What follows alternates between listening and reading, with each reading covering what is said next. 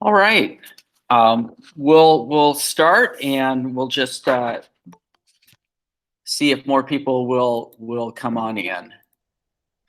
All right. And so hopefully yesterday was a good start to the trimester for you, and hopefully technology wasn't too difficult at times. So hopefully it was a good start.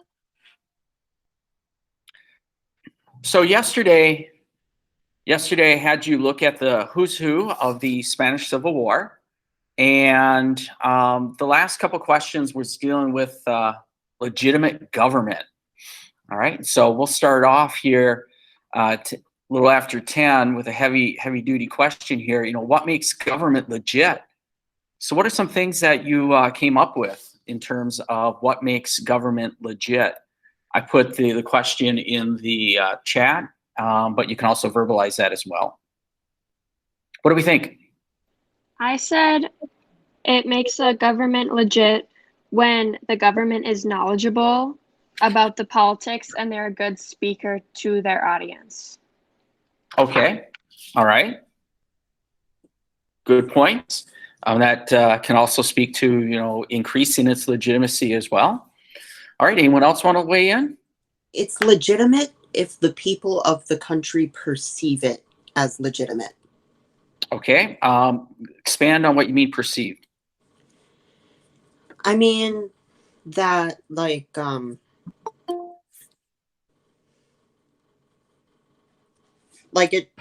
it works differently in different political systems, but Yep. But like in democracy, the people give approval to a government before it's set up so that that government can be viewed as legitimate.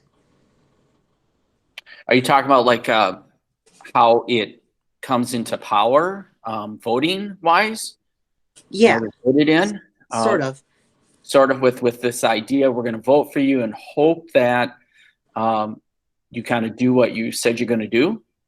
So we show some good faith that way. Yeah. And okay. Like in things like monarchy, the citizens who perceive the government as legitimate don't rebel against the monarchy. And oftentimes, when there is a rebellion against the monarchy and somebody new is installed, that new person is seen as more legitimate than the old person. Okay. So when it comes to democracy, it's sort of like a less bloody way of figuring out which government is legitimate. Okay. All right.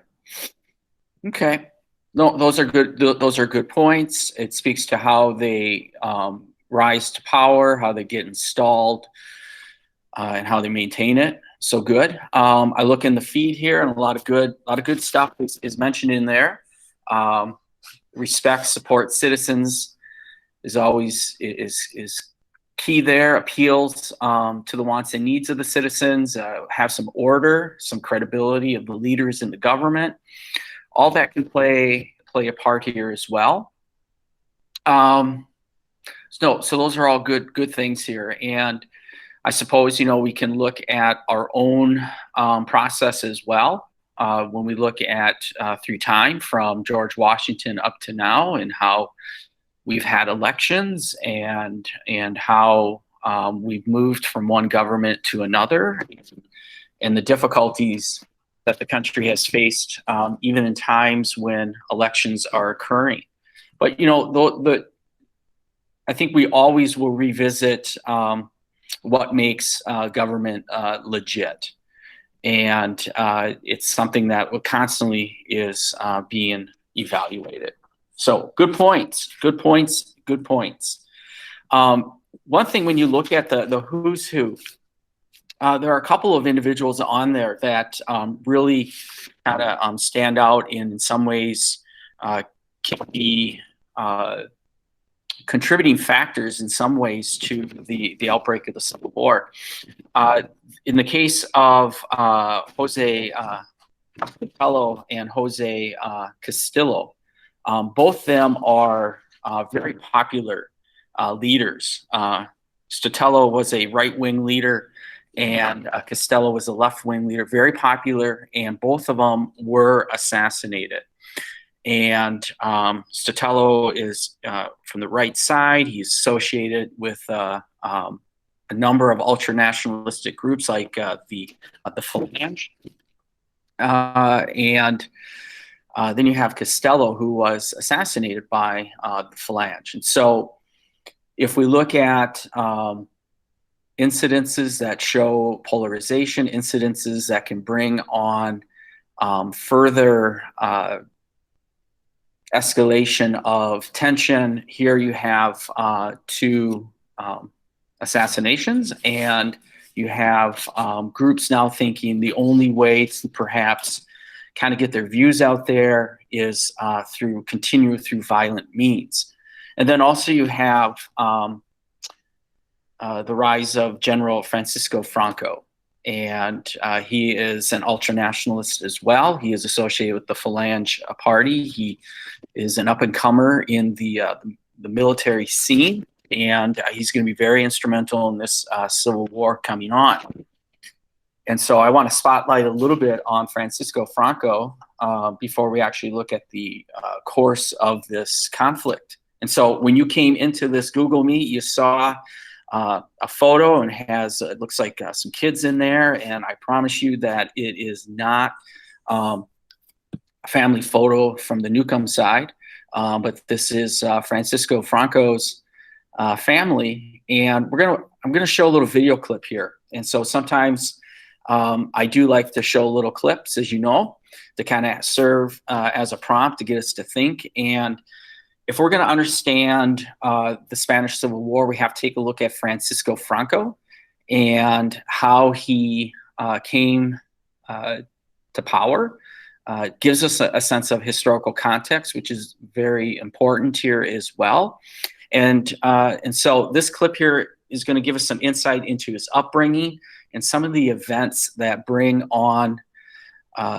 him pretty much to the forefront as this Civil War is going to start here. There will be perhaps a couple moments in which during this clip it might get a little graphic in that as they describe how he engages in his efforts in North Africa. So we'll watch this for a little bit here, and then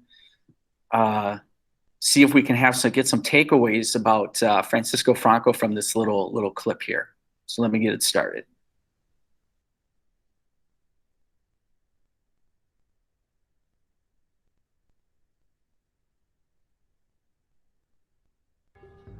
And within his own family. Born in 1892, Franco is the 7th generation of a naval dynasty. For almost 2 centuries, his family has sailed for the legendary Spanish fleet. Francisco dreams of joining them, but it's not to be.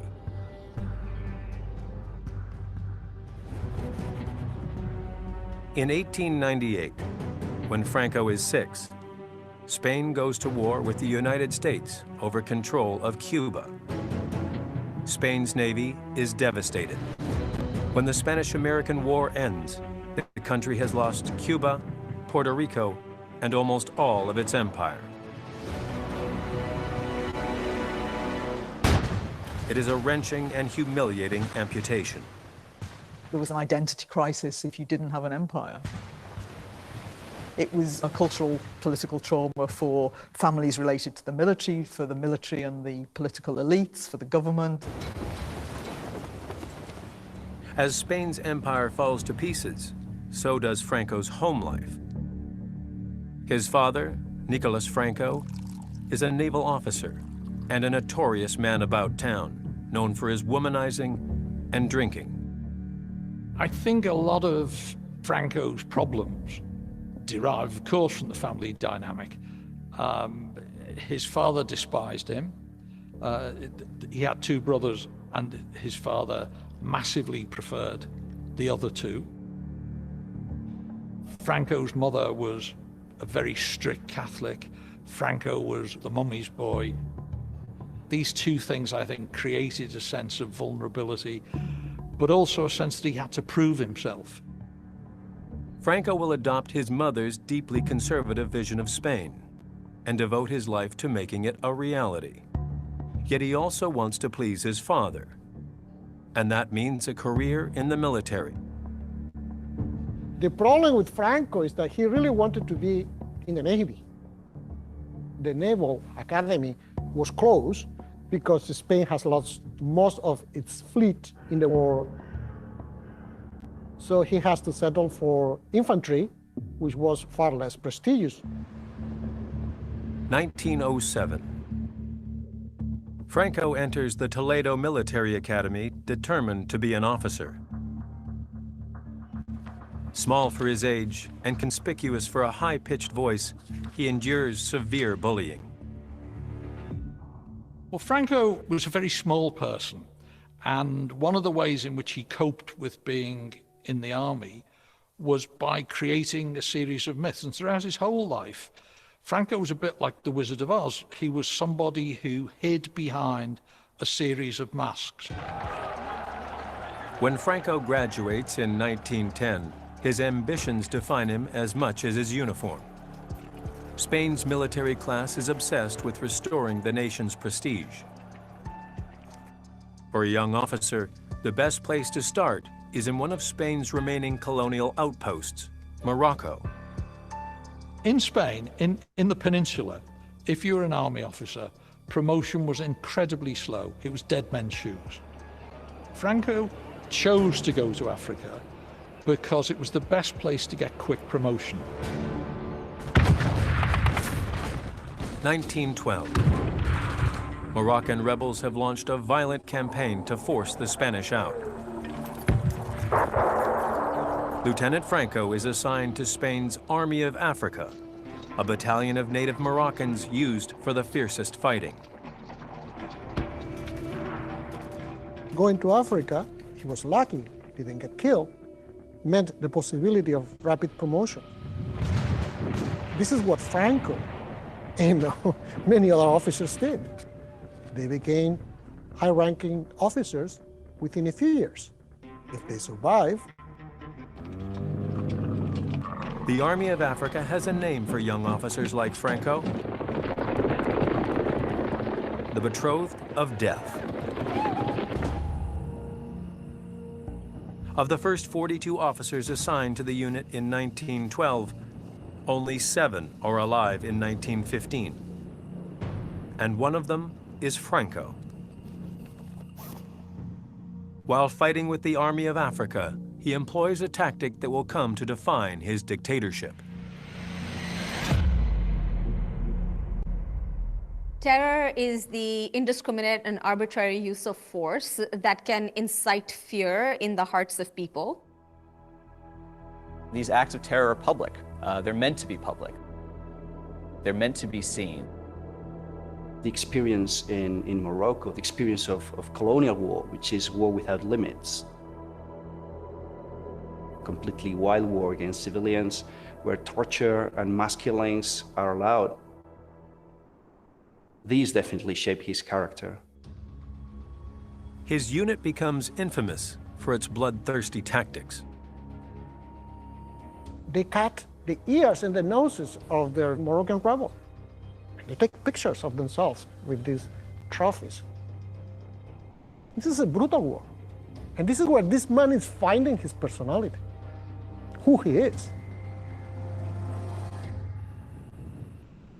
Obviously, it would be impossible to know that Franco arrived as a young soldier in Africa, determined that one day he would be the dictator of Spain. It wasn't like that. But very soon we can see lots and lots of pieces of evidence of just how calculating he was. Franco learns that fear can be useful with subordinates as well as enemies. One of his soldiers refused to eat his lunch one day and threw it back in the face of one of the officers. Franco had that soldier shot, and then he forced the rest of the battalion to parade past the corpse of this dead soldier to remind them of the need for discipline. Terror is his tactic, and the Army of Africa is his tool. One day, he will use both to seize ultimate power in Spain. But in 1916, he is a young officer testing his limits and building a reputation for bravery. To be courageous, you need to know fear. You need to have the imagination to know what you're letting yourself in for. And Franco, in my view, was empty inside. He seems to have had little or no emotion. So when it's said, Franco is a man who knew no fear, I believe that. I believe he knew no fear. And that, to me, for what it's worth, is not courage. In June, Franco's unit makes a frontal assault on insurgents' trenches. This is very dangerous. And the sharpshooters of the rebels target officers. Leading from the front, Franco takes a bullet. His unit loses 56 of its 133 men. And Franco is nearly one of them. At the time, an abdominal wound is often a death sentence. Against all odds, he makes a full recovery and is promoted to major. To his Moroccan troops, Franco's survival is a sign. They started to say that he had baraka, like a sort of blessing, good luck. So they follow him blindly. For Franco, it's confirmation that his life has a purpose. That adulation persuaded him that he was someone special, that he'd been chosen, perhaps by Providence, perhaps by God, to help Spain. In a very famous interview, he said, "Without Africa, I do not know how to understand myself." Franco's African experience is also an opportunity to enhance his reputation. In Morocco, you have this group of embedded journalists who are quite pro-war, who are there to promote, to make popular the cause of the war among the Spanish public.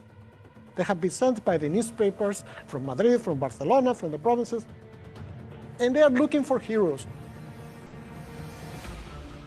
Very early on, he began to cultivate journalists. Say from about 1916 onwards, there are more and more articles about him. He became very political as well, because there is one thing is the officer in combat, and then the officer who tells the story of the combat. And something that Franco learned very early is how to please the press with the right stories.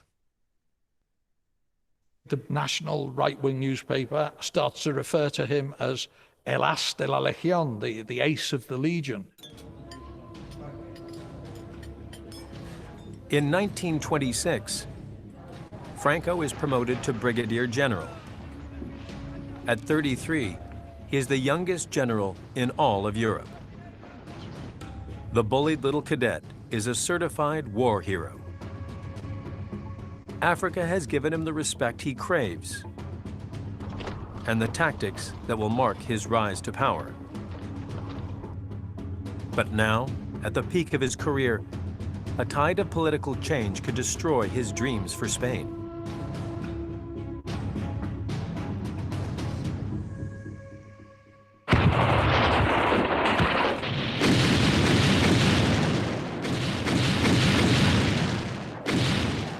The convulsions of the First World War and the Russian Revolution of 1917 have transformed European society. By contrast, with its enduring monarchy, Spain seems tradition-bound. The population is largely rural, and the Catholic Church a powerful force.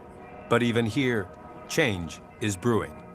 The country was industrializing, the country was becoming more urbane.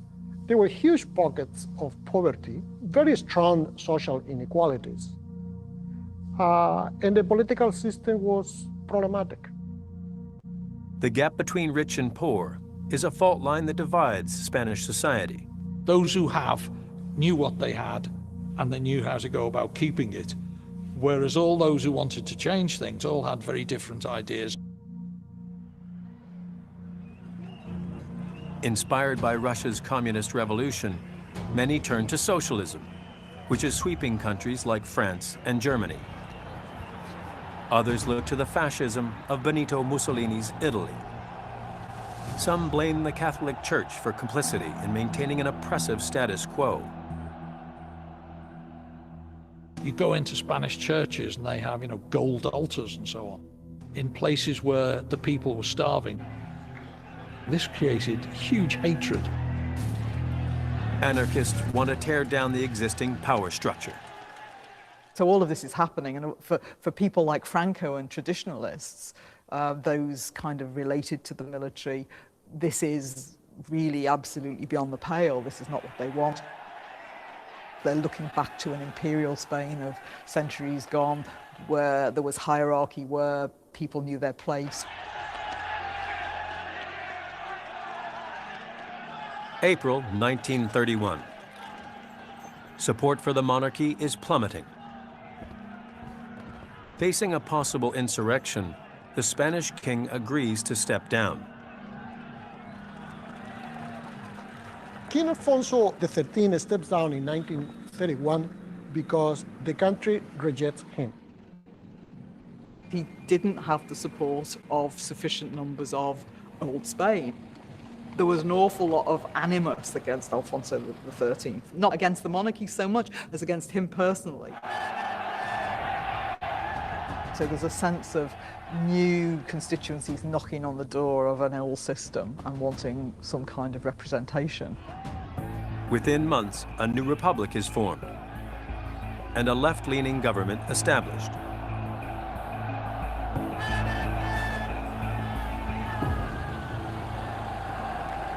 A new constitution guarantees a free press and regular elections. Every Spanish adult, man or woman, can vote. But not everyone is celebrating this tide of change.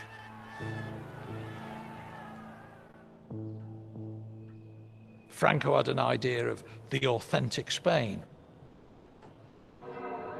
It was Catholic, it protected property, protected the sanctity of marriage. All of these things were challenged by the left.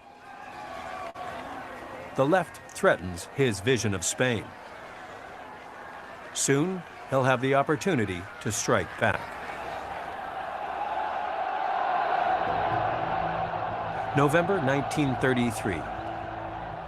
Spain swings to the right as a coalition of conservative parties wins the next election. Franco, the hero of Africa, is promoted to Major General. But almost a year later, socialists and anarchists stage a massive strike in the coal-rich region of Asturias in the northwest. The right-wing government turns to Franco, who welcomes the chance to restore order. Communists and socialists offended him in a way automatically. He was very religious, very Catholic. He saw people on the left as atheists who did not believe in God. To warn the left against further acts of rebellion, he turns to a tactic used by other would-be strongmen.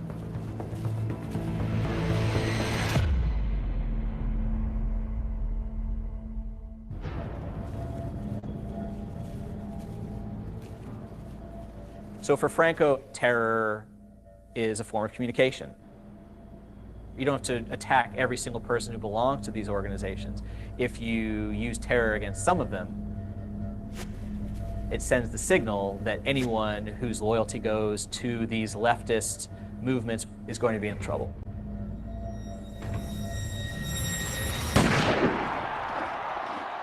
He ordered troops from the Army of Africa to go to Asturias. By doing that, he knows that he's going to take there troops that are ruthless, very violent. Franco's troops round up more than 3,000 Spaniards and gun them down. That was a symbol of his ruthlessness. He had the coast bombarded by the Spanish Navy. He had the mining villages bombed by the Spanish Air Force.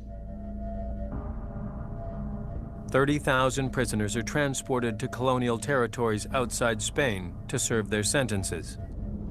He did what he had been doing in Africa. It was mass repression. It was colonial war, basically. But for the first time, it was colonial war that was applied in the metropolis. It was not longer a war against the Moroccans. It was war against the Spaniards. And it was not just an opportunity to prove himself militarily. There was also an element of politics in that. So it was kind of his first taste of politics, a chance for him to prove himself in a sphere that was beyond the purely military. It also gave him the conviction that he was the man that could save Spain from all these challenges from the left.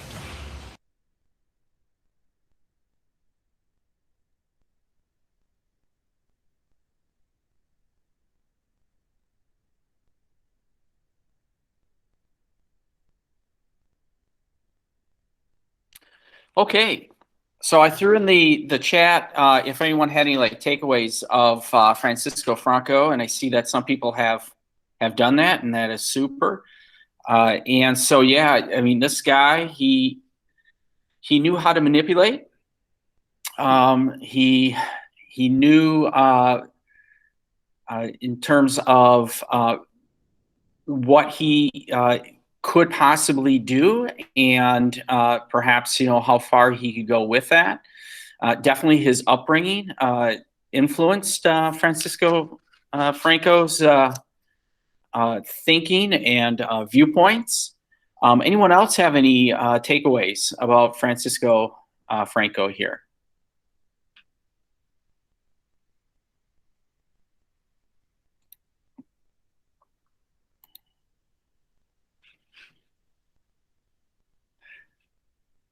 Now, of course, one thing they brought up early on is he was bullied and picked on when he was in the academy, and people were kind of making fun of his height and all that. And so in the next unit, we actually look at characteristics of an authoritarian, and definitely Francisco Franco fits the mold as an authoritarian. And you know, he's going to, after the Civil War, and the Civil War gets done in 1939, he is the leader.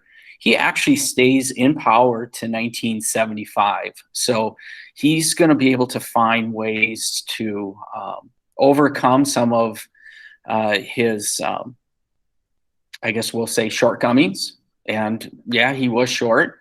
Him and I, we could probably see each other eye to eye. He's 5'4". So definitely we could probably have a eye-to-eye conversation. If we put him with his contemporaries, and his contemporaries at that time would be Adolf Hitler and Benito Mussolini and Joseph Stalin, he would be the smallest of those four. Stalin was 5'5". He wasn't that big as well. And Benito Mussolini was 5'7", and the tall one in the group was Adolf Hitler at 5'9". So stature might help define the individual here. But all kidding aside here, Francisco Franco finds himself in the news periodically. Whenever there's a construction project that seems like going on in Spain, they always find some unmarked graves. And in the past several years, they've actually found potentially up to 100,000 victims of Francisco Franco's terror that he puts in place once he is in power. Okay, so Francisco Franco is going to be able to find a following in Spain. He is going to find himself head of a civil war. And he's going to lead the nationalists, all right? So the nationalists, those are going to be your fascists, your conservatives, your right-wing individuals. And so it's important to know that. And the opposition are going to be the Republicans, or sometimes called the Loyalists, and they're associated with the Popular Front. So I did open up the assignment, and you should have been able to see that, or will get access to it. It's called the Spanish Civil War in 10. And so if you open up that assignment, it's going to look something like this. And so there are several parts to it. The first part, again, shouldn't take that long. You're looking at chapter 11 and the supplement readings for help, and I suppose in all case GTS it. And what we want to see here in the Civil War in 10, you're looking at about 10 events, and you want to determine ultimately the outcome of those events is because of Francisco Franco and his leadership, or is it because of foreign involvement, or is it because of divisions on the Republican side? Now, the divisions could be because there are just competing views in this Civil War. You have anarchists and their thoughts, you have socialists and their views, communists and their views. And so at times, you wonder, who are the Republicans actually fighting? Are they fighting against the nationalists, or they're fighting against themselves? So you want to take a look at the event, find some information about it, so you can arrive at whether or not it's Franco, or it's foreign aid, or it's divisions in the Republican sides that were significant in the outcome. Then when that's all said and done, take a look at, why are the nationalists going to win this thing? So you got to take a look at the political unity, the military unity, the economic advantages, and the foreign assistance. And that's going to kind of be a key one here. And then take a look at the Republican weaknesses. Why do they end up losing the war? They're the government. They're supposed to be viewed as the legitimate government here, and they lost it. And so we want to look at, again, the nationalists and the Republicans in explaining the outcome. And then ultimately here, that third one, and that one sometimes finds itself on the IB history exams as is, to what extent did foreign intervention determine the outcome of the Spanish Civil War? If we think back to the Chinese Civil War, we could arrive at that foreign assistance, foreign intervention played a small part in the outcome of the Chinese Civil War, where Mao's leadership and putting together the formula, the winning formula, a lot of it has to do with Mao and the People's Liberation Army and their connection with the peasants, and the nationalists under Chiang Kai-shek or Jiang Jiechi made some blunders, and the foreign assistance played a smaller part. Here in the Spanish Civil War, I want you to look at that as well. You do see the Germans, you do see the Italians, you do see the Soviets have an influence here. And is that enough to somehow help determine the outcome? Okay, I'm going to give you a little bit more time to work on this, in that, yeah, it is due tomorrow, but it's due tomorrow at 11:59. So you've got a couple days to work on this assignment. Okay, is there any questions about Francisco Franco, or any questions about the Spanish Civil War in 10?